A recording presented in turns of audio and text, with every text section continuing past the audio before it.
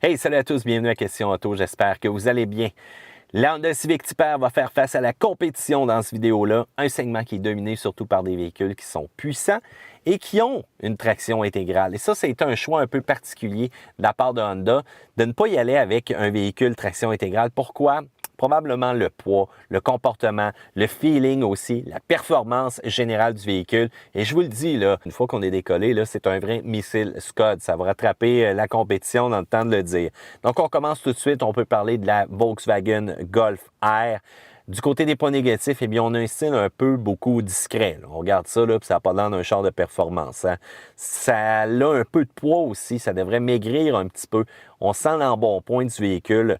On a un peu de lag aussi au niveau de la turbocompression, surtout si on va avoir une révolution moteur qui est quand même assez basse. On va venir pour accélérer, ça va bourrer, ça va devoir vraiment atteindre des révolutions moteurs un peu plus impressionnantes avant de puncher.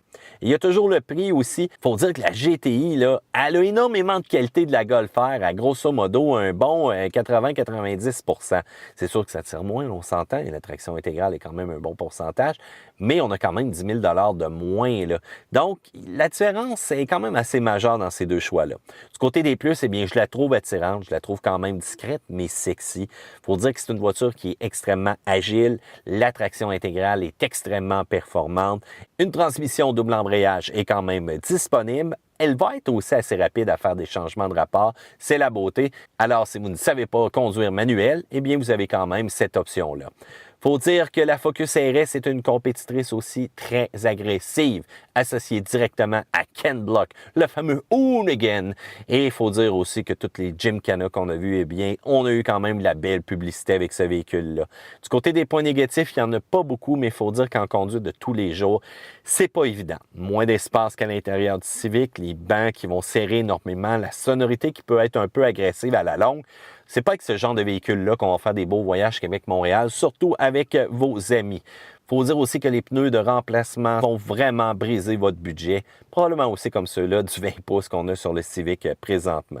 Pour le reste, je n'ai pas vraiment de points négatifs. Il faut que la Focus RS évolue vraiment dans des situations nord-américaines pour voir un peu sa fiabilité avec le temps. Du côté des plus, eh bien, la traction intégrale est démoniaque.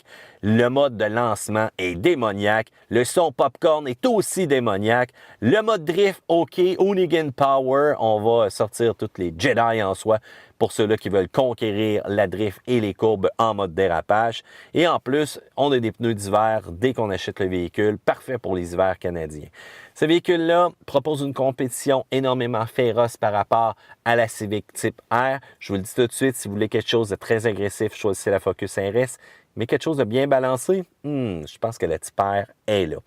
La Subaru WRX STI, malheureusement, on n'est pas arrivé avec vraiment un redesign complet, même côté mécanique pour Subaru, on la laisse vieillir un petit peu. Donc, on a encore un gros feeling mécanique au niveau de l'embrayage. Même chose aussi au niveau des passages et vitesses. C'est pas nécessairement précis. Ça sonne mécanique quand on tire là-dessus. L'intérieur est aussi ordinaire. Donc, malheureusement, on ne devrait pas laisser ça comme ça. Subaru, là, WRX, STI, c'est des icônes de rallye. Au moins, on a ça, ce look-là. Ça, c'est très intéressant dans les plus. On a l'héritage aussi. On a gagné tellement de championnats avec ces véhicules-là. Pourquoi pas leur donner un peu plus d'attention? Le comportement routier est quand même cool. C'est quand même spacieux.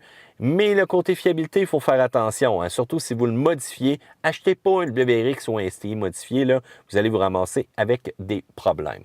Si jamais vous ne recherchez pas la puissance à tout prix, un Type R, c'est peut-être trop gros pour vous, voire même ces bombes-là turbo-compressées, bien, c'est sûr qu'il y a toujours les plus petits véhicules dans le sport compact. On peut penser à la Volkswagen Golf GTI, comportement allemande très intéressant. On peut penser à la Focus ST, très drôle hein, parce que dans le nouveau Gran Turismo, c'est le véhicule qu'on vous donne tout de suite en partant. Feeling de conduite aussi intéressant. Même Nissan s'est lancé dans l'aventure de la sport compact avec la Sentra Nismo.